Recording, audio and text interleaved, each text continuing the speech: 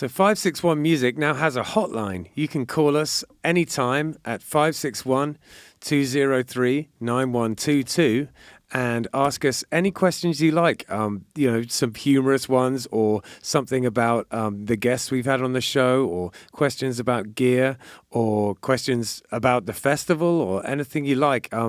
It's, of course, 561-203-9122. We would love to hear from you. We did a pretty fun little message, so you get to hear that too. Even if you just call up to listen to me and Hector trying to do a good phone message, that's a good enough reason. But yeah, we'd love to hear from you, so please get in touch. Take a better scene. It's what we're doing. Come and check it out. It's what we're all about. 561 Music. Welcome to 561 Music. My name's Ricky. And I'm Ricky. How's it going, Ricky? I'm pretty good, Ricky. How are you doing? I'm not too bad. Yeah. So, what were we up to this weekend? I don't know. I was with my boys Aguila and the other guy. The bass, that's true. The bass player. Nobody knows their What names. were the Killbillies up to? So the He's gonna kill the Killbillies were... You're thinking of Joe. Yeah, that guy. The Killbillies. The 12-year-old. So the Killbillies played at O'Shea's on Friday. We had a pretty good time, and yes. Oh, and we played at O'Shea's on Friday, and we had our zombie girl back again. Oh yeah, so there's this girl who just, I don't know if we talked about it last time. I think we did. Not last time, but the time before that we talked about it. It was 2 weeks. It was 2 weeks. It was like 2 weeks ago or something. Yeah, and we had to really stand up to her. It seemed a little harsh at the time, but it wasn't. There's this one girl who gets super drunk and just stands right in front of us and just starts going, "Zombie, play Zombie." We're like, we don't know that song. Play Zombie. We don't play that song. Zombie. Yeah, it's just so obnoxious. obnoxious. So James put her in a place, and then she got upset and left. But exactly. Life goes on. That it does, my friend. And then it was Paddy Max on Saturday. Paddy Max on Saturday. And if anyone feels like we're repeating ourselves, that's because we have played O'Shea's and Paddy Max. It's because it's March, and March is Killbilly's Groundhog Day. Like, we just play all the Irish pubs 37 times at least every week. Exactly. Yeah. and then we start all over in April. So. Exactly. And it's been a lot of fun, actually. Then on Sunday, I played at Golden Juicery, which is, if no one's ever been to Golden Juicery, and this sounds like an ad, but it's not, I just love the place. It is really cool. It's just such a good vibe. Is that up in Jupiter? Yeah, it's nice. It's in Juneau, where like a local surf shop is and stuff like that. Okay. So if you're into juices of any sort, then coffees and juices. Yeah. Go and check out Golden Juicery, and at some point you're going to come and do one of these with me. I am. At some point I'm going to get up there and I'm going to actually grow a pair and sit up there and play a few tunes with you on a guitar instead of a bass. But we'll see. No, I'm looking forward to it. Yeah. So we have Ricky, and Ricky with us today. How's it going? How you guys doing, Rickies? We're doing good. Thanks, Ricky. Hey, Ricky. This is not the shake. Ricky Martin. Hang on a minute. No, we have Fuákata with us. We have Julius, who plays bass, and we have Fo, who plays drums, and Sophia, who plays trumpet, and Tyler, who is the front man. How's it going, guys? We're doing fucking great. How are you guys? Yeah, it's so nice to see you. Killed by Florida. Love that band. Hey, we love Killed by Florida, man. We played with them a couple of times, a couple of festivals, and we're still trying to get them to Miami, but, we're going to get there. It'll happen. They're cool. And a part of the thing I love about them is just how awesome all of their merch and their art is. Oh, my gosh, so good. I mean, you have Mickey Mouse, like, literally dying and, like, almost killing people. I mean, who wouldn't want to buy a shirt like that in Florida? I know. I wear my Killed by Florida shirt all the time. In fact, it was lucky I wasn't wearing it today, because then we would have looked like nerds, but I wear it all the time. I mean, our names are Ricky, right? So, I mean, it all works. So. Yeah, there you go. It's funny, we think about that all the time. Like, if someone puts on a Killed by Florida shirt, we're thinking, like, man, who else is going to wear one today? Yeah, exactly. And if it's not one of us, it's one of our buddies coming to watch us, like, yeah, man, someone's got this on. Exactly. They really nailed the merch for sure. But let's talk about you guys. So the question I generally ask first, well, you know what? I'm going to switch that up because I got to know about Fuákata. Can you tell us a little bit about how come you guys are called that and what does it mean? And give us the story of the name. Oh, man. It was originally pendeja. Okay. But that's great. Someone wanted to change it to Fuákata. Okay. Who was that someone? So that was me. In Spanish, pendeja means like pubic hair, and I didn't want to tell my parents my band was named Pubic Hair in Spanish. That's fair. So I tried to figure out what. You should have just called it pubic hair in English. Then my dad would have been mad. So I was like, I can't have mom mad, can't have dad mad. What can we do? So I was like working like overtime one day at work, like super late, like, you know, and I just started drafting up names before band practice. We were gonna practice like at 9:30, 10 p.m.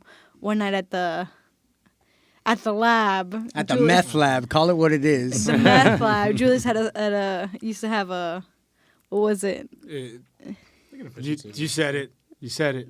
A meth lab, an efficiency, a studio place that we used to practice at in Miami. Gotcha. And right before practice, I was like, man, we got to name this band. Like, it's been like practice number 4.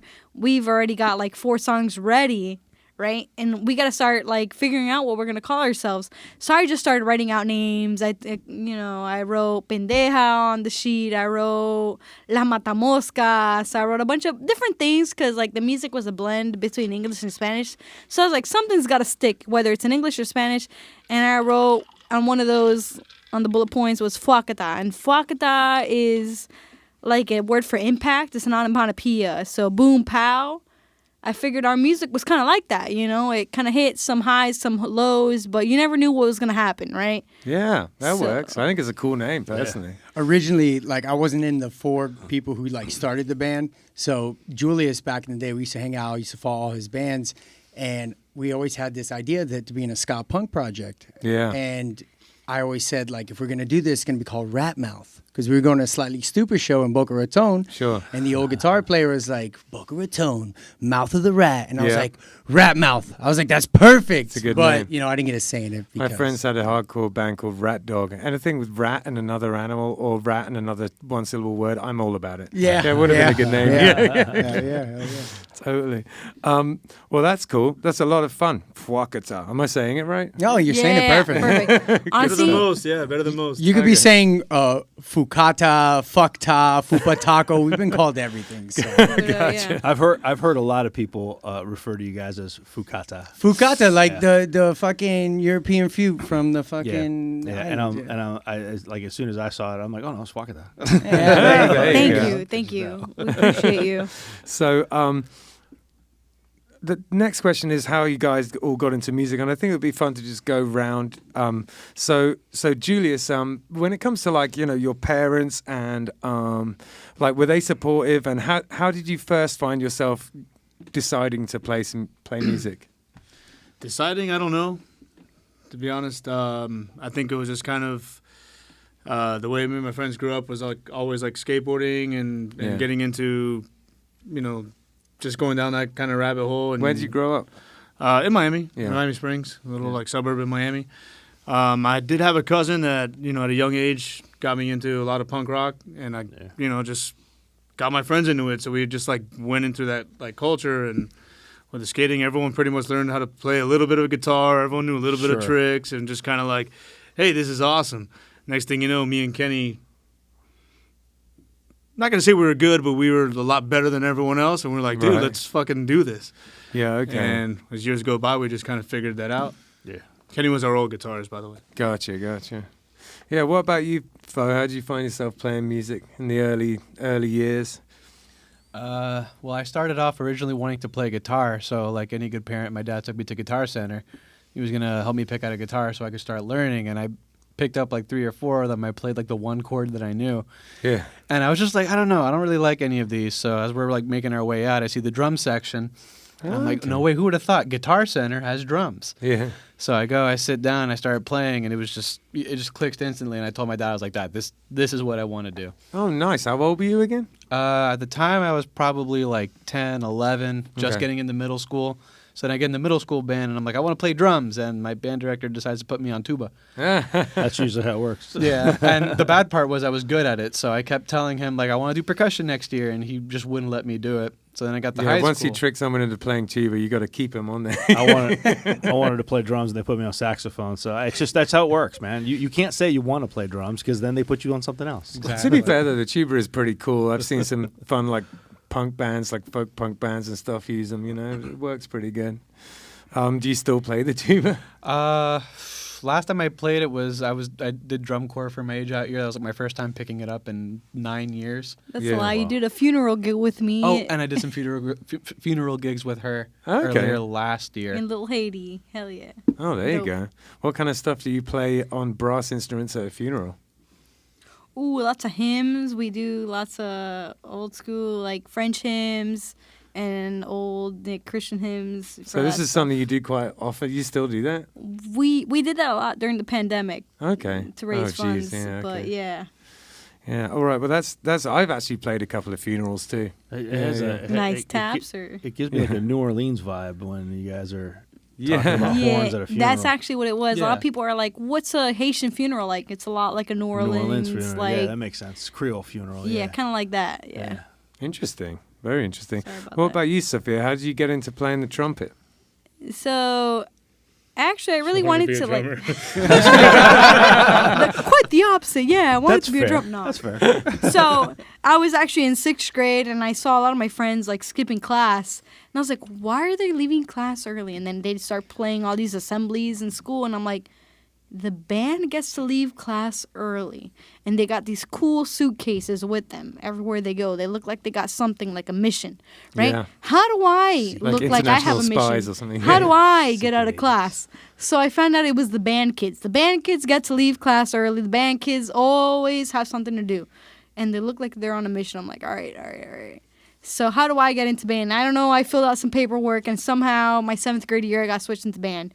And when they asked me, Sophia, which instrument do you want to play? I was like, I don't know, the Cuban ones, right? So I looked at the instruments and like, well, you got to try out on all of them. All right, I looked at the instruments and I see the saxophones, way too many buttons. I see the trumpet, 3 buttons. Okay. Trombone, no buttons. The flute and the French horn, clarinet, none of those were options for me. I was like, nah, I'm not looking at those. So for me, it was saxophone, trumpet, or trombone.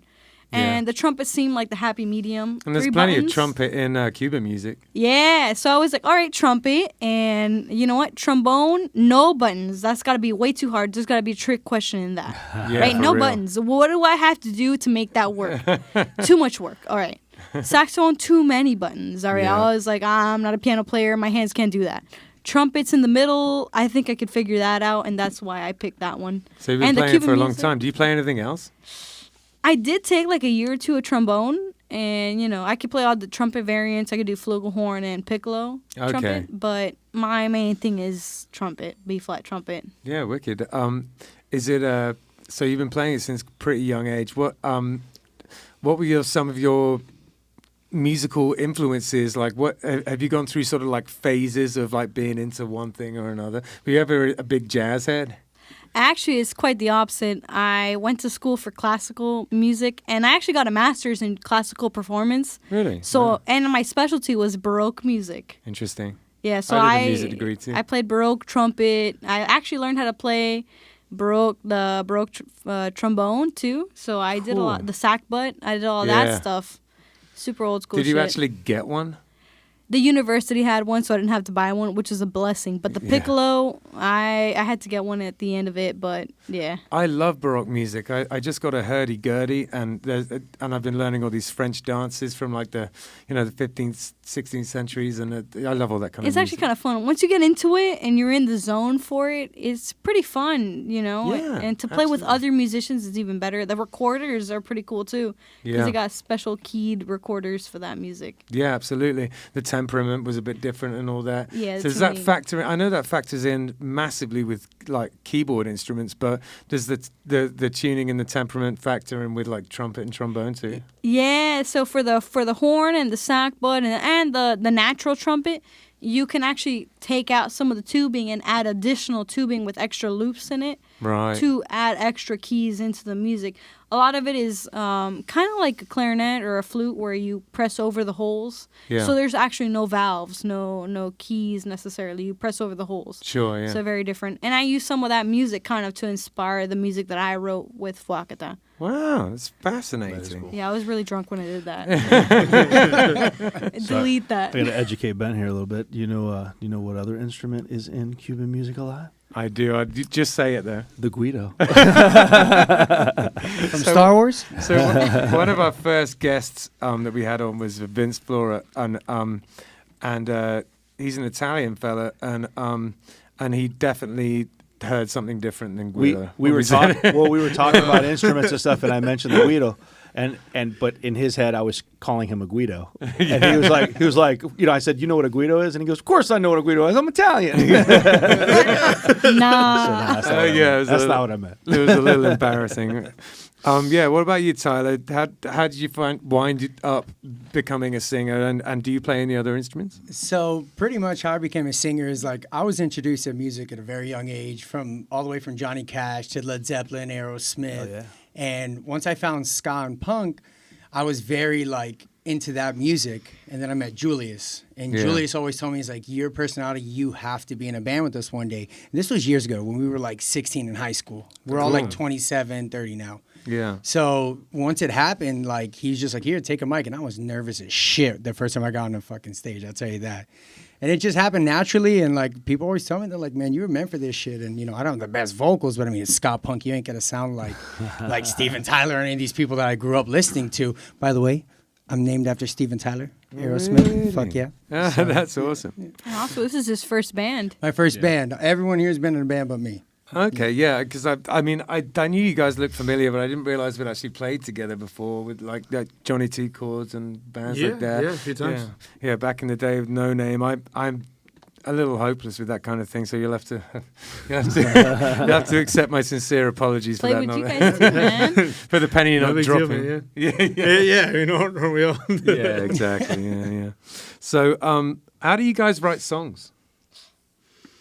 That's all you, Jules. Shit, I don't know.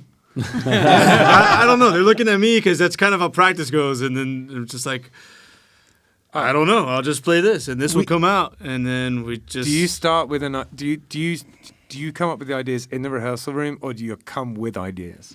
Normally with this band, it will be in the rehearsal room, Interesting. and it'll just be just off a whim, get a good riff going and a good like basis of the song going, and we'll just all kind of jam together. Me and Fo click super tight, and from then on, we just kind of Just slowly build it up. yeah. A lot of times we usually like start jamming out and we'll get like one solid idea kind of ironed out and that we really like a lot, and then we write the rest of the song around that one idea. Yeah, sure. Is it something where you're like, we need a song like this, and then you kind of go that direction, or is it just whatever comes? It's pretty much. I think someone will go on a bathroom break, and then like at least like one or two people from the band is like missing. Because it's like, oh, I got to go grab a drink, and then somebody else has Sure. to go pee. And then Yeah, it's just like maybe the rhythm section is left behind, and somebody lets out a riff. Yeah, And then it goes from it's there. both, like, because then you'll come into like some, whatever two people are left and they're jamming, and you'll come into like, all right, you kind of build a song around that, and you'll kind of be like, well, we did want to, or I did have this idea, or I did want to have this influence on this, or this influence on that.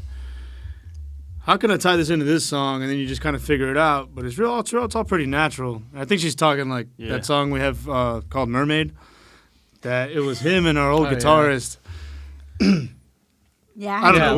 We wrote that entire song. We wrote around the little breakdown section in the middle that has the drum solo. We just like Kenny and I just started fooling around with that, and then Julius came in, learned the part and started playing with it. We were like, "This is so cool!" And then somehow we wrote the rest of the song. It was basically this this little Caribbean beat or like groove that our guitarist was playing. Yeah. Dun, dun, dun, dun, dun, dun, and it sounded like something right off the Little Mermaid. And then Like, when and I they're got like, "Oh." into the band, they would show me the songs. They're like, "This is what we have," and I'm like, "Well, I have this song about a girl. Of course, it's always about a girl, right?" Sure. Yeah. And Julius looks at me, he goes, "Can you sing it fast?" And I'm like, "Yeah, let's try it." And it just meshed so good. Yeah. So are wicked. you primarily the one that writes the lyrics then, or? Pretty much. For the first EP, I was kind of given like bits and pieces of a song, and of course, I put my own twist on it. But it usually starts with them writing the songs, and then I will just do my melody and then just write lyrics on top of that. Okay. So it's just a collective process, man. It always happens in the band room with just jamming. It always starts like that. Yeah, I cool. love that you guys do it all together like that, as opposed to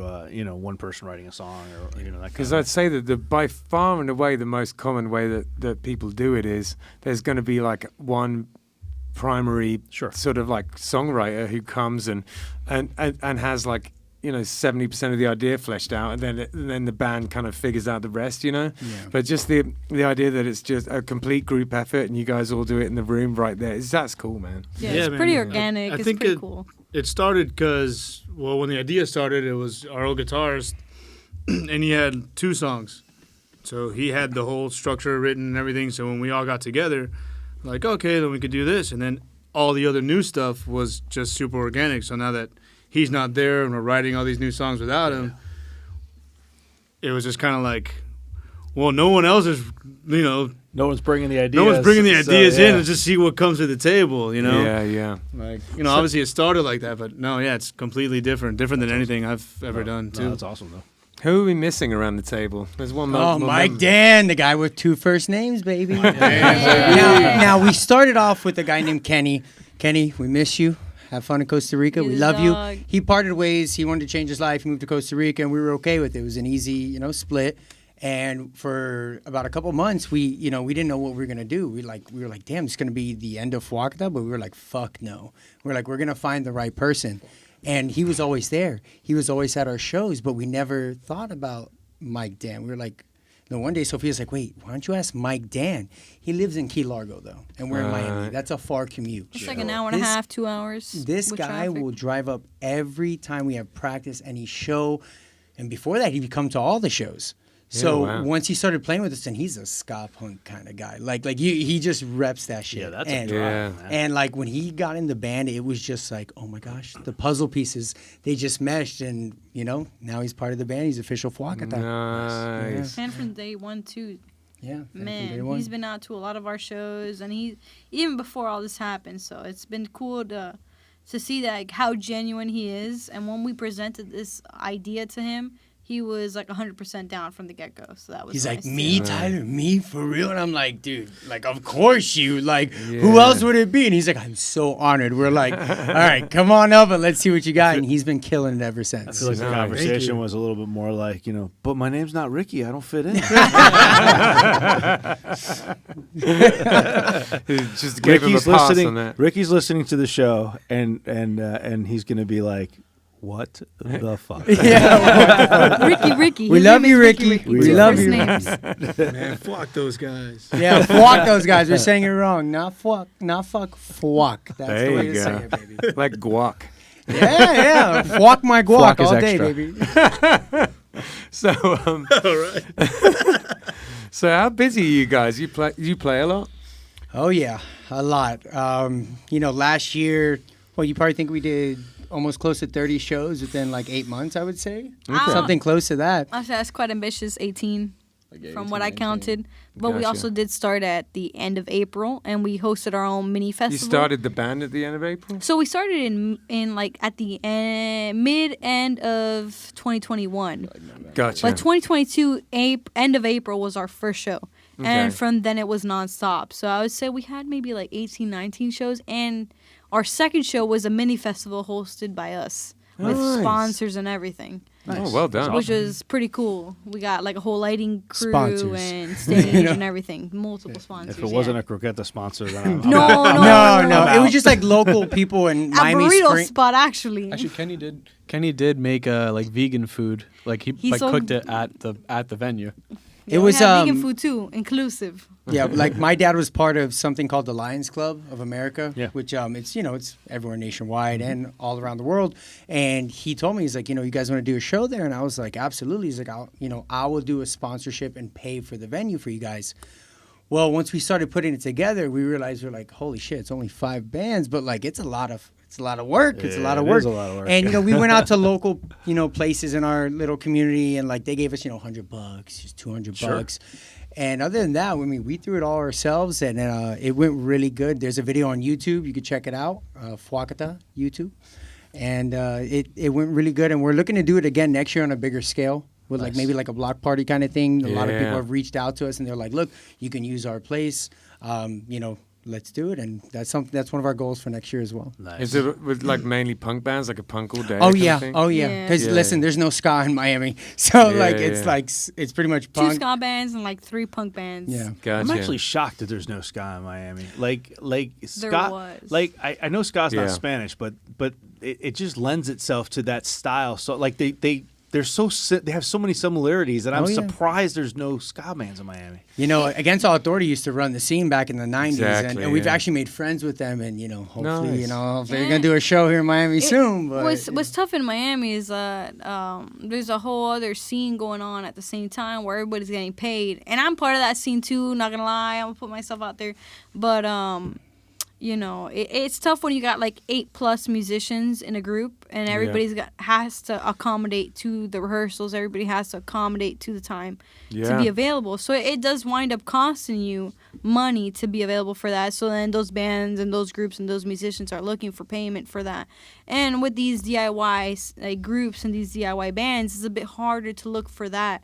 And Yeah, get there's it. definitely ska music is difficult to make money, but you got to be doing it for the love, which is like and that's exactly what we do. Yeah. Is for the Yeah. love. So Like that's the we're not tough looking for part the of money. it. Like we're just doing this because we love this shit, man. Yeah, like, we yeah. love what we play. We grew up on it. I'm right there with you, man. I did it so many years of my life. I love ska punk. It's a huge part of my life, and I did it for the love. That's always been the reason. Yeah. Yeah. So Amen aside to that. from like the original shows and stuff that you guys played and stuff, is there like as a whole? I've been to Miami enough times. I had family that lived there for forever, so I understand that they do have a large EDM scene and stuff like that.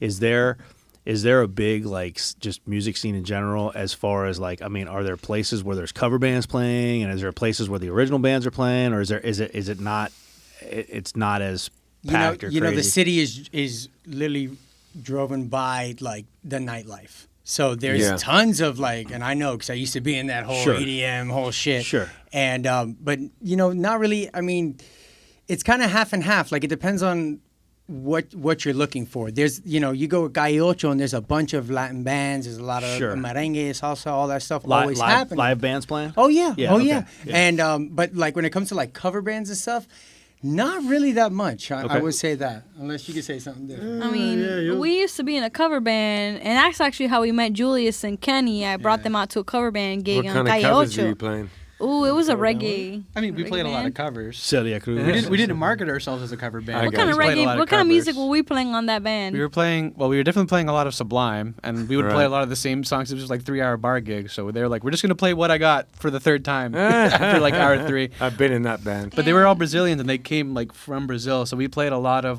ska and Latin rock from Brazil as well. Bands like Mixed, Skank is a yeah. really, really good ska band from Brazil. I would highly recommend them. right. There was a Latin rock band called Os Paralamas do Sucesso. I think I'm pronouncing it right. They're very similar to the Police, I would say. Okay. Very influenced by the Police, and we would do a lot of their covers as well. Oh, cool. And then mix some originals in there, but it was mainly playing covers. Yeah. Yeah. But Miami's just a kind of you got the rest of the Florida, and then Miami. It's just not the same as the rest no, of We're the our own Yeah. state. Yeah. We're our own Yeah. state. Yeah. There's a really, lot of everything. There's original music. There's EDM kind of music, techno. There's rap going on underground, rap scene going on.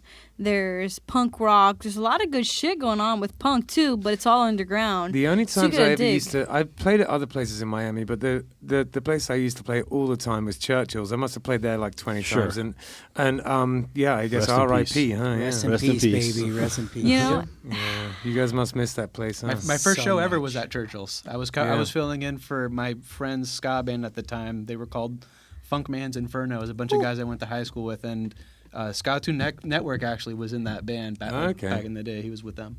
I was in a Nirvana tribute band for a while, and we played down at Churchill's, and our drummer just about had a heat stroke and almost passed out, and it was just brutal. And then we went out to the car to load everything up. We all went in my truck together, and we went, we all went out to the car to get in the car, and somebody had backed into my truck and smashed it, and didn't leave a note, didn't leave anything. So How funny is this? yeah. The first time, that's terrible. I'm sorry that happened. That's We're my like, yeah. that's my Churchill's experience. We're like, yeah, I mean, beautiful. The first I'm time like, I yeah, met Miami. That's good. It'll happen. Me The first time I too. met my in-laws, right, was at Churchill's. So my wife came to watch me. No, my wife wasn't even there. Just my in-laws drove to Churchill's, and they were in their 60s at the time, and they were just like, okay. So I was like, yeah, come to see me play in Miami, and they were like, okay. Showed up to this place in the middle of nowhere. I can't imagine what they thought of me. I hope they didn't go in the bathroom. That's all I'm gonna say. Man, Bathrooms let me there. tell you, I play with a band Legendary. called The Big Scandal, and we've been riding out for a while now. One of our members, the conga player, he wears diapers because of Churchill's now. Oh wow. He was like, I don't know, man, I went to the bathroom, yo hice flush, y la agua iba para arriba, which means the water went up. Yeah. I flushed, the water went up instead of down. Yeah, it's right? probably in there. And he was like, since then, I peed my pants. He played the set with like peed pants, and since then he wears diapers because he's like, I don't trust these places, punk rock Start or wearing whatever. diapers, eh? He's like, I play I'm gonna be these the shows flea with a of diaper. upright bass, man. Yeah, so Churchill's was like the game changer for him, and like what a place to do it, right? You Yeah, know? absolutely. I used to That's sneak hilarious. in. I was so young, I couldn't get in there. So Julius would tell me, he's like, yo, just show up super early and help us take the gear in. I was like 15. I used to just carry the bass drum. They're like, you're part of the band? I'm like, yeah, bro. Here, yeah, wristband me. And then like the band would start playing. They're like, this fucking guy's not in the band. I'm just like, hey, I'm already in. So, I mean, you can't kick me out now. So what are some of the other places to play in Miami? Because every now and again I've played at Kill Your Idols before, but there's quite a few places that I have not played at, and I'd love to hear you talk a little bit about what's going on down there. So one of the places is Bar Nancy. It's right on Calle Ocho, which is 8th Street. Yeah. It's a nice spot to play. It's very good vibes. There's also another place called the Dubliner in downtown. Yeah. Owned by an old Irish guy, super cool guy. Other than that, I mean, there's not many places to play. There's also Gramps too, but Right. Naomi's. Naomi's Garden. And, Naomi's Garden is very It's newer. DIY. Yeah. It's a restaurant. They newer just spot. open it up during night to just like let bands play. Really cool scenery. It's super with a bunch of vegetation, all this like greenery and stuff, and it's a nice spot. It's hard, but we make it happen, and that's what, because we love what we do, and we will play anywhere as long as it's not as sketchy as. Do you ever do like sort of those kind of student style sort of like house part show type shows? Have you ever done any of those? When it comes to my 15th birthday, we had a house show with his first band. Hey, that's a whole nother story. Project X kind of stuff. The cops everywhere. Anyways, not really, man. Yeah. Like the generations now that we're older, they don't really have bands play their backyards and stuff anymore. Yeah. But we're gonna do one day at my house. for sure. You'd be surprised, man. Like I was telling you guys earlier that my son, he's in a band called Young Fiction, and more often than not, he'll tell me, "Oh, I got a show this week," and I'm like, "Oh, where you guys going?" "Oh, we're going to Orlando, or we're going to Tallahassee, or we're going here, we're going there."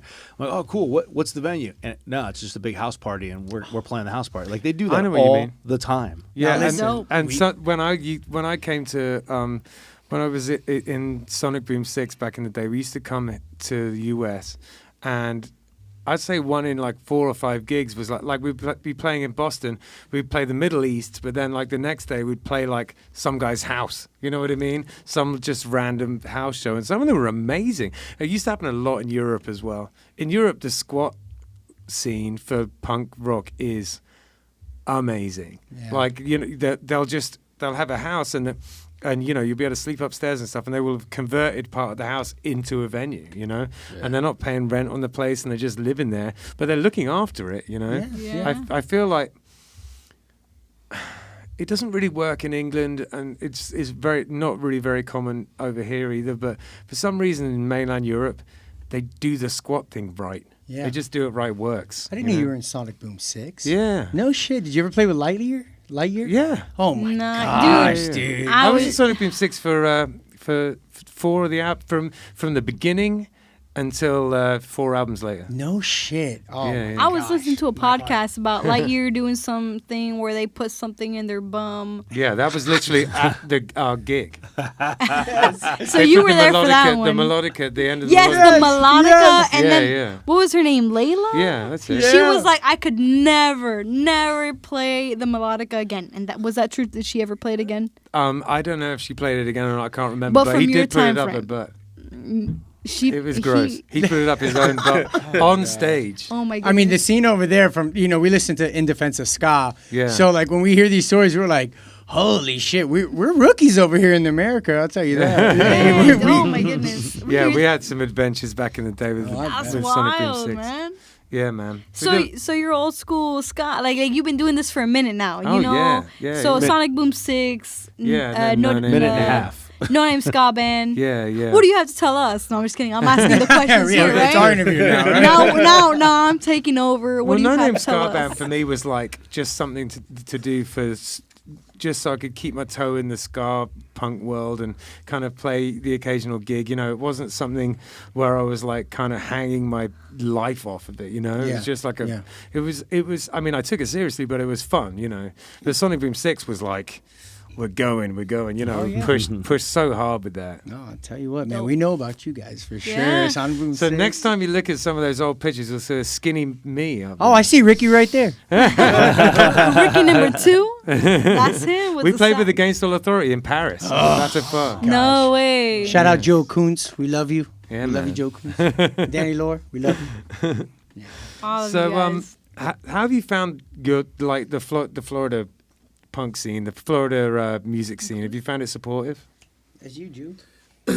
I actually think so. I mean, I think in comparison to a lot of places, it could be kind of small, but I think it's pretty thriving. It's pretty good. We're friends with a lot of bands. I've been friends with a lot of bands from all over the state for a long time, and just a super supportive group.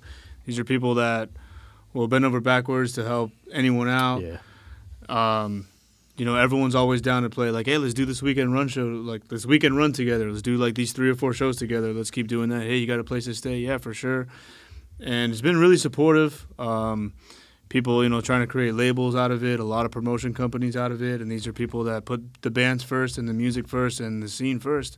Yeah. And no one's looking out for themselves Yeah. over here, Yeah. which I think a lot of people have a misconception. I think it's thriving. I think it's really Yeah. great. Agreed, man. I think Yeah. it's going pretty well.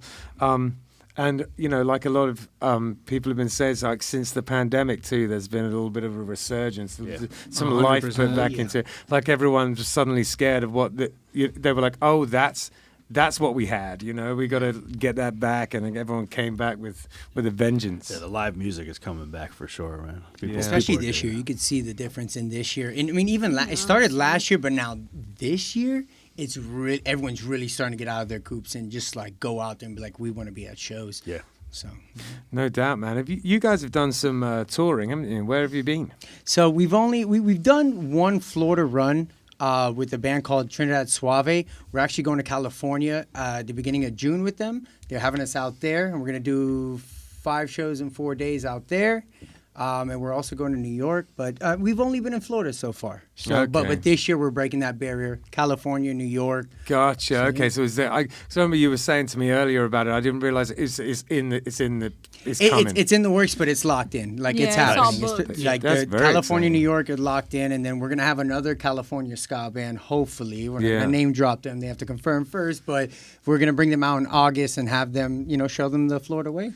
That's cool. Some of my favorite times of my whole life have been on tour. You know, some of the weirdest and maybe worst as well, but some of the best for sure. You know. Oh, we know about Definitely that. talk about our tour, right? The weirdest and the worst. Is that what it was called? Oh, we had a good time. How do I look it up? We do these. We did have a good time. Yeah, these Killbillies, like sort of, you know, nice staying in Airbnbs, like middle-aged guy tours. That's, you know? that's the thing, man. We used to in my old bands and stuff. We would go on these tours and like, and when I say tours, I say it loosely. It was like, you know, a string of shows basically. Yeah. But we do a string of shows, and man, we would find these motels for like $25, where like you turn on the lights and the roaches would scatter. You know? Yeah. And with Killbillies, you know, our banjo player James is like, can we get an Airbnb and can we all have our separate rooms? And you know, it's like it's pretty posh. Yeah, we're doing it a whole It's just the different way. middle-aged guy tour. Yeah. So we're like medium posh. We'll get a hotel, and we mostly all get a bed to share, but no roaches. So that's where the medium posh comes in. Sure. We You also know? don't turn the lights on, so we don't know. So you don't know. Yeah, we don't know. We like to live in the shades, you know. It's simple. We'll get one with 2 queen size bed, 2 to a bed, and then the 5th guy just sleeps on like a cot Figures on the it out. floor. They'll figure it out. The Yeah, I couch, the cot, remember the that. floor. Yeah, it was quite often it was Layla on the cot or Barney actually because they're the like a tub. little shorter in stature, so they fit on there. Kenny, Oh, we're wherever gonna you're be- at. Fucked with Mike Dan now. So Kenny was, you know, smaller dude, and we would still be out partying the whole time, but he would like, not that we even called it, but he'd be like, the bed's for them. And he'd just be curling up in A the little chair or like something, chair yeah. on the corner, you know. He was So we'd the walk in, volunteer. He was the volunteer. like stumble in, like, why is he in the corner? We're like, whatever. We'll pass out here for like 3 hours. Yeah. And then now we're probably gonna have to fight over that. Yeah. I So you already got- made sure the hotel in Vegas has a cot, so we're all good for that one time out there. So everything else we'll figure you it guys out. are all like a little sort of younger than me, and I don't know whether this is the kind of thing that catches up with you as you get older. But have you ever had any kind of struggles when it comes to like drinking and shows and like has that ever been in like something? Is that something that you care to talk about particularly? Oh, we definitely can. You know, we always say you're gonna practice how you're gonna play. Yeah. But you know, I mean, even if we play it really messed up, we're still killing it. You know, a Okay. mishap here and there, but you know, to the common ear, no one's gonna know that. You know, Right, so sure. you know, and Ricky is one of our biggest critiques because like he'll be in the crowd when we are blacked out. I'm Right. like, Ricky, how was it? He's like, honestly, dude, it was still really fucking good. Wait, like, which Ricky? yeah, oh, shit, you know it's Ricky, Ricky. not- Ricky from the Shake. Yeah, All so, the Rickies. So The all actual the Ricky. Rickies. So I All mean, the Rickies. honestly, it's never been a problem. Yeah. And as long as it never becomes a problem, well, I mean, we're okay with it. I mean, we're Yeah. young, we're living our life. You I'm know, saying, yeah, so- that when I was your age, I was doing the exact same thing. So. yeah. Even though, like, we do take this band very seriously, but at the same Yeah. time, we're gonna have fun. Like, Yeah, we're man. not gonna sit here and bend over like, oh, well, we have to play a sober show. I mean, we like to be a little bit amped up when we're on stage, so Yeah. why not? You know. No, I hear you. I think but I usually sort of preface this question before. I usually bring this question up before I ask it, but this is actually quite a refreshing answer, and I'm glad I didn't because because he sort of took it in a slightly different direction, which is like we're enjoying ourselves, we're having fun, let's go. And actually, why the hell not? Why the hell not? I mean, as Yeah. long as, you know, well, with me, you know, I sing lyrics. And one of the biggest things when I got in this band, Julius told me, he's like, listen, he goes, we're going to do this. He's like, but I've seen you at your drunkest, and you can't even sing Santeria by Sublime. Yeah. So yeah. he's like, just definitely a promise me that you'll never get to that point. Yeah. Well, I may miss a line, but you best believe I'm gonna catch that next line like that. Yeah, there so you go. you know, everything's been going smooth so far. You Yeah. know, and we keep each other accountable. If Yeah. one night we're playing bad and we have another, we do a lot of back-to-back shows. So if one night we do bad, we're like, all right, guys, like listen, like you know, we gotta hit that cue. We Dial gotta it do back that. a little bit the next Yeah, one. dial Yeah, it back. Tighten up. But you best believe One when- shot less. Yeah, one shot less. But you best believe before we get on stage, we have that Tullamore Dew shot, and we're on stage. So that's what it is. That's Yeah. brilliant. I can't wait to see you guys, man. I gotta see you guys soon. You sound Well, awesome. the next time we're up this way is Yeah, we'll be around soon. Respectables. That's the next one. The, I think. the Toasters With the show? Toasters, April we're opening up 16th. for the April Toasters. 16th. So we'll be up in Lake Worth. I don't know how close that is to you guys. Yeah, if it's you close guys are enough. right up here. Yeah. So that'll be a fun one. My first tour with Sonic Boom 6 was with the Toasters. Hell yeah. Toasters? Years ago. Nice. Yeah, like 2001, something like that. Nice. Long time ago Last now. time God, I you're played with old. the Toasters was I like am. 2018. I think No Name Ska Band was on that bill. I was playing with Yeah, that's right. Big Scandal. Yeah, that's we right. opened. You guys, I think, were second. Yeah. Scotch Bonnets were on that bill. That's it. Yeah, it was a fun show. Yeah, it was that show. I was on that one. So Do you know who Cooley Ranks is? Yes. Yeah, I he's love dope. that guy. He's a buddy of mine. I'm trying to do a project with him right now, like a little ska project. Nice. on the No side. shit. That It's would going to be like a be- recording project, though, not like a touring thing. No, you but know? that would be iconic in itself, because Yeah, it'd be a lot of fun, absolutely. Yeah, he's a cool dude. He's in Jamaica right now. actually. Yeah, Really? I heard in Defense of Ska once again. We love that podcast, and I heard his episode, and I was like, he's a fucking cool ass dude. I was like, Yeah, I man. gotta know more about him. So hell yeah. Yeah, he actually interviewed Killbillies not that long ago. No as well. shit. Yeah. You gotta Nice. link us with that. You gotta link us with Yeah, that. yeah, I wanna we'll hear do. that. I wanna hear Yeah, totally. I love speaking to ska funk bands because there's so much that we share in terms of like our knowledge of music and stuff like that. Do you guys know who Howard's Alias are?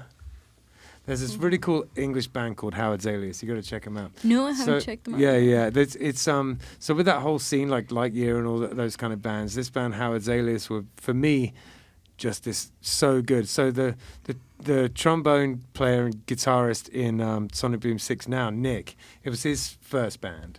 And they're killer. So listen to some of those guys. I reckon you'll dig it. I It's a definitely- little bit Yeah. RX Banditsy, but it's like Okay, Oh, hell okay, yeah. okay, cool. We're about That's to play our them on the zone. way That's home my now. that's my zone. Yeah. RX Bandits. All right, let's go. yeah. Pharmaceutical Bandits. All right. All right. So, Hit 'em She with knows that the old original school. name, yeah, there yeah. it is. All right. So I think it's time we listen to some of your music. How's that sound? Hell yeah, Ooh, let's do it. Take it down. Is that what you said?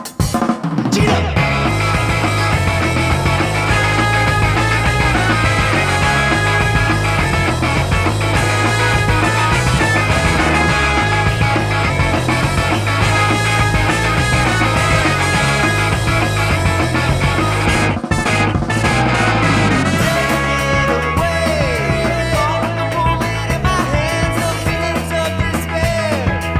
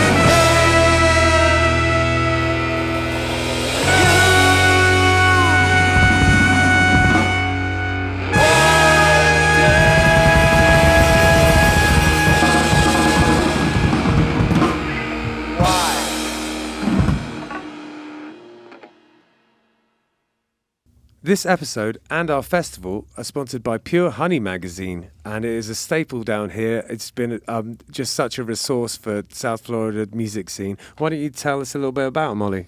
Yes. Back in 2011, they went old school with the physical zine that provides both a service to the South Florida scene and a vehicle for businesses to get their messages out to a growing segment of readers who continue to embrace and admire a retro product. Yeah, it's really cool. I don't know if you've ever read Pure Honey magazine. I'm sure you have. They're all over the place, and they're really great. Yeah.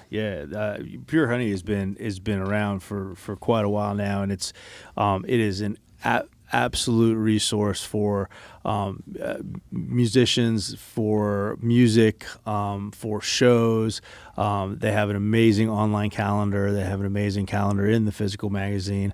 It's just been a huge resource for shows and musicians. And we are very, very fortunate. They reached out to us when they saw we were doing our festival for the second time this year, and they reached out to us and immediately said, we want to sponsor. How do we get involved? So having someone like Pure Honey involved in 561 Music Festival is absolutely gold to us. Yeah, absolutely. It makes us feel official. So thank you, Pure Honey. We really appreciate it. Yeah, thank you very much, and big props to Pure Honey for stepping up and sponsoring us. This episode and the festival are also sponsored by Backsaver Chiropractic Care and Therapy. These guys are absolutely amazing. Dr. Christopher White over there, great chiropractor, amazing, just individual, amazing person, huge supporter of the arts and the local music scene. They were one of the very few sponsors, one of the only almost sponsors that we had for the first festival. When we had the first festival, Dr. Chris White stepped up to the plate and said, "How do I get involved? I'm going to do this. Let's do this." And was one of the purchased one of the top tier sponsorships that we had for the festival last year. So kind. We couldn't have done it without it. It really saved us. So we really appreciate it. Absolutely. And this year, when we announced the festival, I don't think I had even finished the announcement that the festival was going to happen, and he was reaching out again. How do I get involved? Let's do this again. And once again, they are our top tier sponsor. So, thank you very much to Chris and his whole team over there. If you guys are involved in an auto accident or any personal injury issues, you have back issues, anything like that, go see Dr. Chris White. He's absolutely amazing, and Backsaver, those guys are all amazing over there. They do the massage therapy, they do the adjustments on your back, anything like that. So definitely go check them out and tell them we sent you, and tell them thank you for being huge sponsors of local music. Yeah, excellent chiropractors and also patrons of the arts. So thank you very much. Yeah, thank you. 561 Music is sponsored by Handlebars Bar and Grill. We have been sponsored by Handlebars for a long time now. They've been incredibly supportive of the podcast. There's been a lot of changes up there. Now the food is supplied by world-famous McRae's Backyard Barbecue. That's 1977. McRae's Barbecue is fantastic food. The first one I went to was down Riviera Beach, and it is really some killer barbecue. So if you're looking for delicious food, somewhere to ride your bike out on a Saturday or Sunday, and delicious beers, then Handlebars has got it all for you. We're so happy to have McRae's involved with the whole thing because they're really up the game in terms of the food. There is a bike night every second Thursday of the month, and Handlebars is open Thursday, Friday, Saturday, and Sunday. Come check out Handlebars in Tequesta, just off US 1. Hope to see you there. We are also sponsored by Oasis Root. Now, Oasis Root Carver Bar is in Seagrape Square on Indian Town Road, and it is a carver bar. If you don't know anything about carver, it's a Polynesian root that you grind up and you mix with water, and it has been in Polynesia for potentially thousands of years. It's an old thing that they used for kind of ceremonial and also sort of leisure purposes. It's meant to be something where that brings people together. You all take a shell of carver and chink them together and say bula and have it together like that. It's meant to be something to bring people together. It's has a kind of an effect, which is, I guess, a kind of a slightly warming effect. It just kind of makes you feel nice. It's not particularly intoxicating. It's not like drinking alcohol. So the atmosphere in a kava bar is sort of like a cross between a regular bar and a coffee house. It's pretty chill in there. You get all sorts of different types of kava bars. Some of them are more like a club, there's sort of like black light and EDM playing. And some of them are more like a cafe. This is one of the cafe type of ones. It's super chill in there. If you're looking for somewhere to, I don't know, maybe go and do some work on your laptop or go and have a chat with friends, it's perfect for that kind of thing. There's a foosball table in there if that's your jam, or baby-foot as they call it in France. And Jim, the owner, is a really cool guy, and he has very kindly sponsored our podcast. So thank you very, very much for that, Jim. They also do a poker night in there, all sorts of things going on at Oasis Route Kava Bar. 561 Music is sponsored by Live Music Community. It's where we film the podcast that you're listening to right now, and it's also where I work. Gavin, Hector's son, was a student here for a long time, and in many ways he's the musician he is today because of the teachers at Live Music Community. We taught him not only about his instrument, but also about being in a band, and his band, Unemployed Youth, accomplished a lot of goals, mostly band etiquette, how to work together, and all of the nitty-gritty that goes into being in a band on a day-to-day basis. The student signs up for lessons, learns their instrument, joins a real band, and decides the direction it goes in. And we can take people from very young age, 6 or 7 years old, all the way up to 80. There's no age limit here. We run an adult program for people who want to be in a band as adults, but really the main focus is on the kids and getting them playing together and in bands. We are also a studio, a live stream venue, and we can record audio or video. The Killbillies live album, Warts and All, was recorded here. It was recorded during a live stream that we did during COVID. Justin had a great idea to record live streams during COVID. A ton of bands came in, and it was a real success. But outside of that, we can record albums, we can help you with your EPK, and we have full audio-visual capabilities here. LMC is in Palm Beach Gardens on the northwest corner of Military Trail and North Lake Boulevard. It's north of the gas station, right before you get to North Lake on Military Trail. And if you go to livemusiccommunity.com, you have all the information you'll need right there. Thanks. All right, seeing as we just listened to an ad about Live Music Community, do you guys have any advice for upcoming musicians by any chance? Yeah, so I actually teach with the Miami Music Project in Little Haiti, and I totally recommend focusing on fundamentals regardless of instrument, focusing on your skills, focusing on things like tempo, time meter, what the key is in the music. That stuff is always going to get you right in the zone for whatever project you're working on, whether it's classical, whether it's jazz focus, whether it's rock focus. Knowing what key you're in, knowing what those notes are in that music is just going to give you a good general idea of what's going on in the music, giving you a good idea of where you're at, for you to be as creative as you can be. For sure. Whatever notes, whatever rhythms they come up with, you come up with, that's on you. But as long as you're in the right space with everyone around you, it's gonna be a good time, Yeah, man, absolutely. Anyone else want to add to that? Yeah, I'll put in as someone who's like new to this whole like playing in a band thing. Don't be scared for it. Like, just go ahead and do it. Like, if you have a feeling and you think about it, just pursue it. Sure. Like just give it a shot. Like, you're gonna find out that you love it, and just feel your energy and just do it. Like, that's all it is to it. And piggybacking off of that one, also just don't be scared to get out of your comfort zone, because you never know, what might wind up working unless you try it. Even if you're like writing something and you want to try, like sometimes when we write, like I study jazz, so I'm like, okay, what's something jazzy that I could throw on here? And sometimes it works. Yeah. So That's cool. Jazzy to Killbillies means we messed up. If I play a wrong note, James looks at me and he's like, jazzy. So you studied jazz, really? Yeah, we both did our masters together at FIU. So she was doing the classical music track, and I was studying jazz drums at the time. Oh, very interesting. Nice. That's awesome. So we just listened to a song by you guys. Could you tell us a little bit about it? Oh, Wonder yeah. Why, yeah. Wonder Why. So originally, that song was called something completely different, called Fox You Cat Killer, which actually the name of the EP now. Yeah, I saw that. When we actually did that song, we finally got it like finalized. We were about to start recording the EP.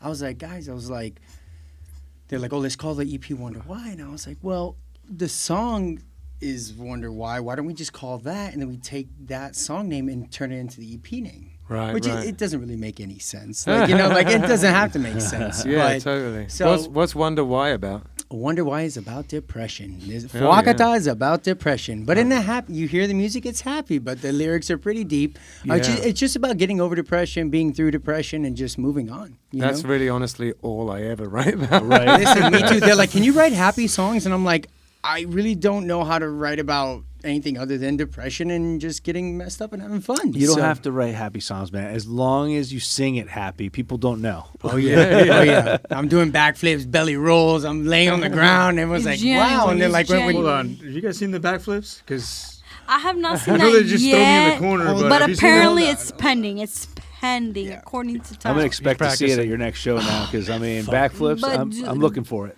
Do I know what I've we're been seeing looking about? for it No too, idea. man. No, I'm just kidding.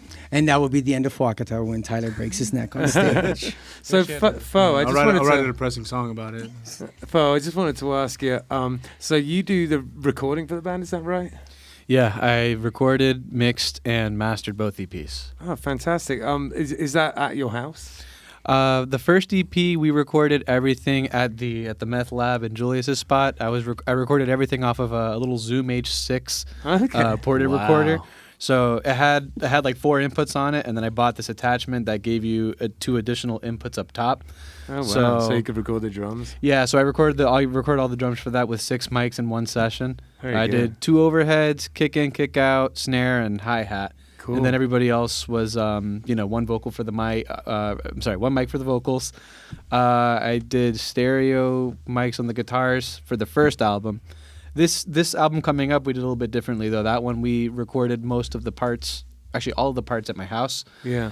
And then the drums we actually went to an actual studio to record them. You know, with Someone's the No Name Scar Band EPs, I recorded the drums at my house, but then I sent them to Power Station to mix them. And then I mixed everything else. I just had them mix the drums. They did a great job. So they got all that amazing outboard gear, and it just was like, they have so much cool stuff that I couldn't even compete with. I think drums is, I mean, I've done plenty of recordings and mix the drums, but they're definitely the hardest thing to mix. You know? Yeah, those ones were definitely the ones that were the most annoying for me. And especially because when we recorded everything, I was kind of mixing as the parts were recording. So the first EP, I laid down like a drum track from memory. Yeah. And then, we recorded like the bass and then the guitar and then the vocals, and then I re-recorded the drums afterwards to do the final mix for the drums. Yeah.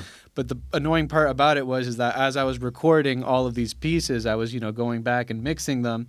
And then as I'm getting more pieces and making adjustments to that, it would mess up Yep. what I was already mixing. Dude, I So know all about that. it became it was a very frustrating process, but in the end, I mean, I managed to get it working. But I think, going forward, I'm definitely going to try to be responsible and disciplined and wait until I have everything before I start mixing. Yeah, totally. Because then you just get lost in the shuffle. It gets so confusing.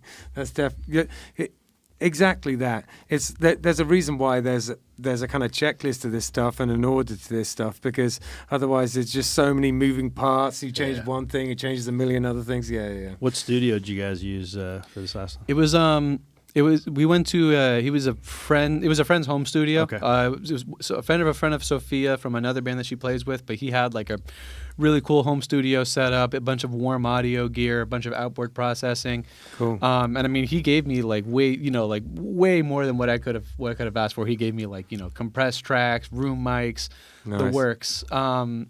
And I definitely, at least specifically talking about the drums, it definitely was a great improvement from this EP over the last one. Yeah, nice. I feel like when someone from Miami says that they used a friend of a friend's home studio, it's like Emilio and Gloria Stefan's Miami Sound Machine studio or something. Yeah. Like, oh yeah, they're just my neighbors. It's Miami the as next one. fuck. That's all it is. That's all it is. That's awesome. So what do you guys got coming up? Could you give us a little bit of an idea about what's to be expected? Yeah, so we have a couple things coming up. For one, we have an EP dropping called Second Chances on April 1st. You can stream it everywhere: Apple Music, YouTube, Spotify, Pornhub, whatever the hell you use for music. You can always do that. We also have a big show coming up with the Toasters at Respectable Street, April 16th. We're Love those opening up for guys. them. And that's anything That's else? Well, our at next show- Respectables. So that Toaster show's at Respectables up here in Lake Worth. The next show is The next show is April 8th. April It's back home in Miami. That's But with we have us. Where's that at? Naomi's Garden. Okay, cool. So that's at in Little Haiti actually. Little Haiti, yeah. It's like a restaurant, kind of like art spot. Nice outdoor space. Yeah, it's an outdoor venue. It's pretty cool. And there's some local acts, Pena Maxima, The Ruffins. Ruffins, and The legends in hardcore from Orlando. from Orlando, our friends 430 Steps, Cool. one of the best, and a band from Spain, Llamando Julia. Oh, awesome. Are they coming over? Are they on tour? Yeah. Yeah, I yeah, believe yeah. so. Llamando Julia, is that what you said? Llamando Julia. So that means calling Julia. Julia. And What kind hard of music do they play? From what I know, punk band. Okay, cool. Or- This promotion agency called Hardcore for Punks. He pretty much runs a lot of the shows down in Miami, and he's the one who's throwing it. Nice. Shout out Gordo. He's the one who's doing it, and we're on that shit. You know. Nice. Yeah, I think when you're a ska punk band down here, 9 times out of 10, you're the only ska punk band on the bill. Let me correct you, Ben. We are ska core. We're ska core now. Okay. So I can't scream. I sound like a cat coughing up a hairball, but it's okay. Every now and then it comes out right. So Yeah. Hey man, ska core. it's- It's a thing. I apologize. So it's a select Sorry, crew, Ricky. It's ska core, ska punk is us, and then like you want to look for ska trad, like traditional music, two tone. We got Big Scandal. I'm with that too. Yeah, but wicked. usually it's A people little are bit of looking for ska trad core. is where I'm at right now. That's Like- where my head's at, making some of that trad ska. All right, hit me up, but you gotta get Fuákata on that too. A little Oh bit of yeah, that a punk little bit of ska trumpet core on wouldn't there go too. amiss. But it's a lot harder these days, but everybody's trying to make their moves, everybody's trying to build things up again, so And there was something that, you wanted to talk about, like a community project or something like that you started saying you wanted to talk about, or was that just the teaching? thing? that was with the teaching. I teach in inner city communities. Some of the communities I teach in are Liberty City and Little Haiti and Miami. Those are underprivileged communities that receive less resources from the outside. So I teach trumpet, I teach brass, and I'm paired up with the Miami Music Project. It's a non-for-profit organization, and we teach brass instruments, string instruments, percussion to those kids out there in those schools. That's But awesome. that's why I was bringing up those concepts of scales and meter and timing, Yeah, because yeah. that's applicable to all genres of music.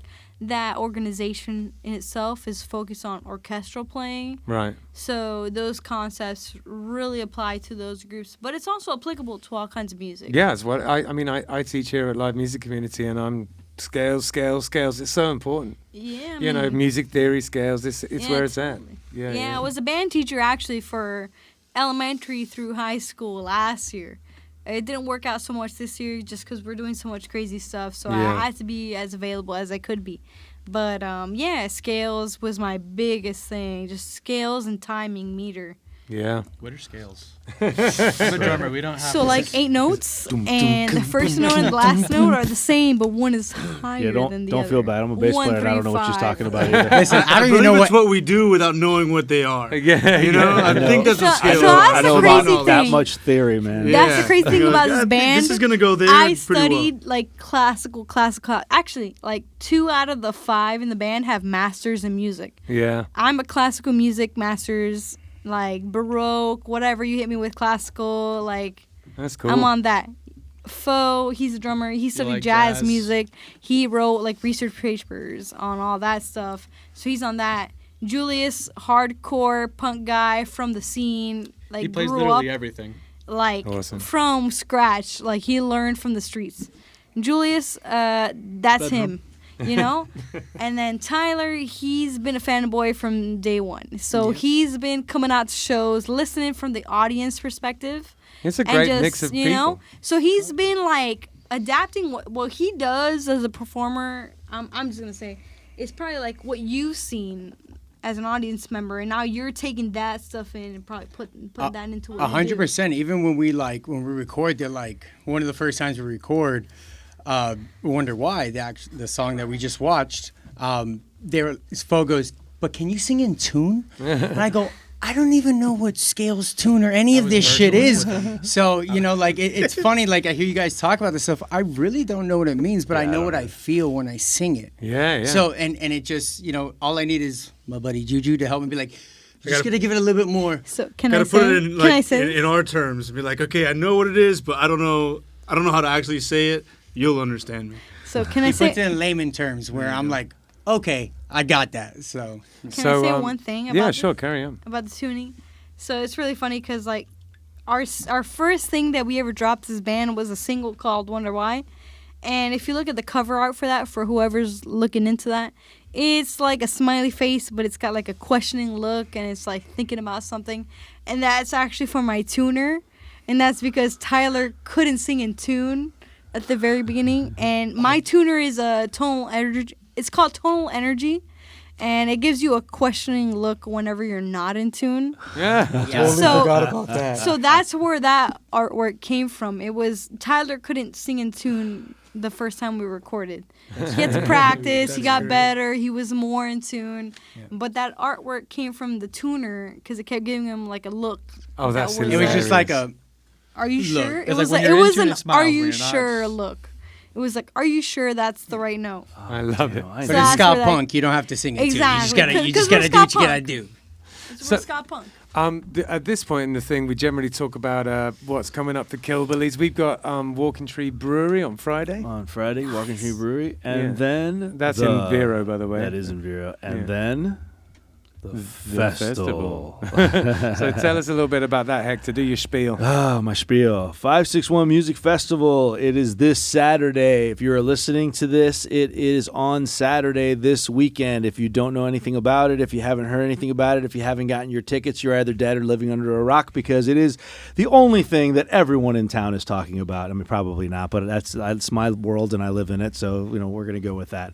Yeah, man, it's 20 bands for $10. That's 50 cents a band. You cannot go wrong. It's going to be all day at Matthews Brewing Company this Saturday from 12 noon until 11 p.m. You got Octogato, Tasty Vibrations, Uproot Hootenanny, Jake Walden, Joey Caldereo, Bryce Allen, Libica, Killbillies, The Shake, 1983, Dominic Delaney and the Dead Language, The Buck Stops Here, Rogue Theory, Young Fiction, Hadi, Stumble Steady, Eastway, Andy Styron, Euphoria, and Fox Maple Band. Whoop, whoop. Yeah, 20 bands. $10, guys. You can get your tickets at 561musicfest.com or 561musicfestival.com. Either one will get you there. Tickets are $10 in advance or $10 at the door. However, if you purchase your tickets in advance, there is a $25 ticket option, which gets you a shirt and a ticket, and so you'll save about $10 because at the door it's going to be $10 to get in, and then $25 if you still want the shirt. So it'll save you a few bucks. It is at Matthews Brewing in Lake Worth this Saturday, April 1st. I want to give a quick shout out to all of our sponsors that are making this possible, so that Ben and I don't go bankrupt and get divorces over this. Backsavers LLC, Oasis, Root Kava Bar, Pure Honey, Raincat Studios, Easy Teas, Live Music Community, Galliano Family Salon, and of course Matthews Brewing, where we're having it. If you go to 561music.com, it would also get you there. There's links there to all of the podcasts. You can listen to the podcast. There's links there to all the podcasts for our YouTube channel, and you can watch past episodes.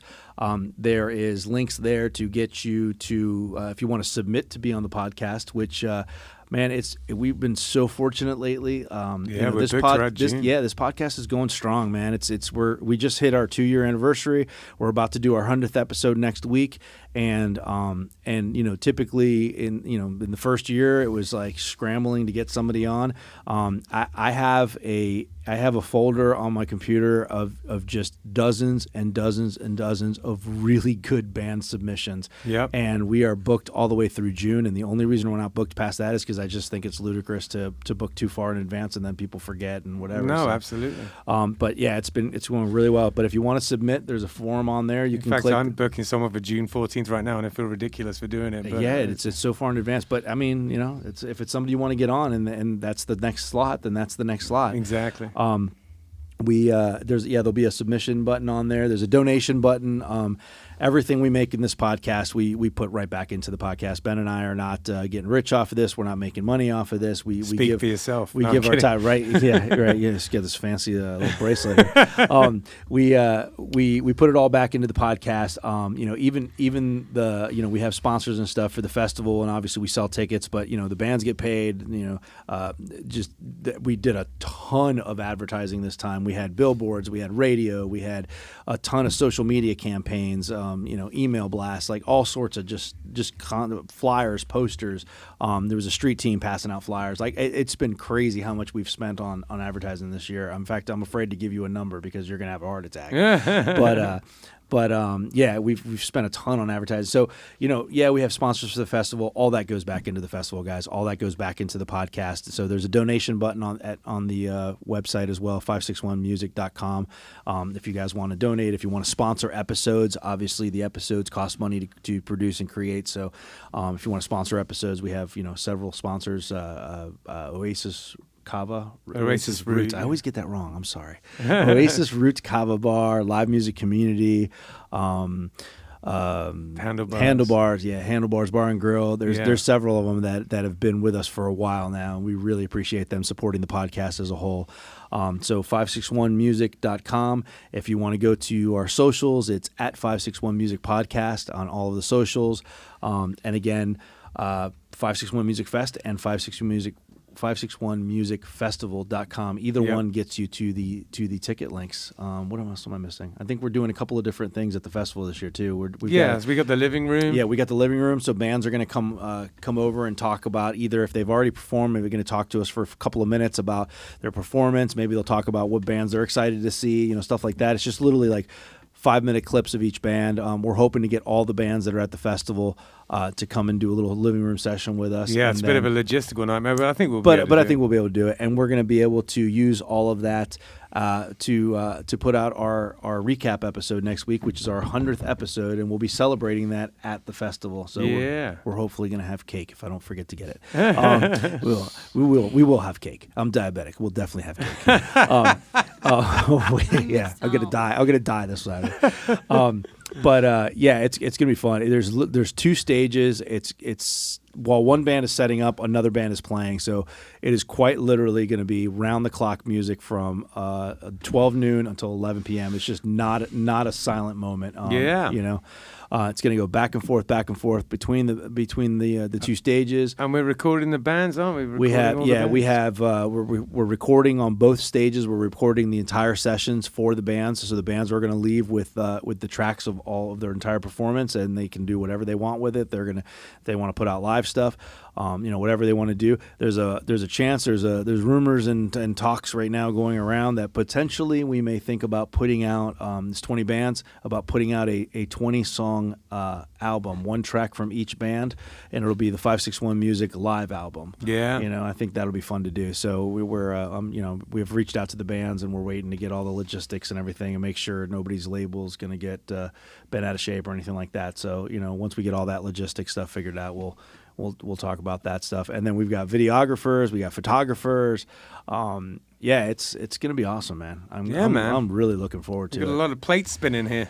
Hector, just in case you're wondering, Hector's been working his tail off to put this on. So please show up, if not just so that all of Hector's incredibly hard work doesn't go to waste. And by hard work, Ben means anxiety. I've had many sleepless nights of like, oh crap, did I remember this? Oh crap, I forgot that. Oh man, I me hope too. This works out. I'm doing less than you, but just because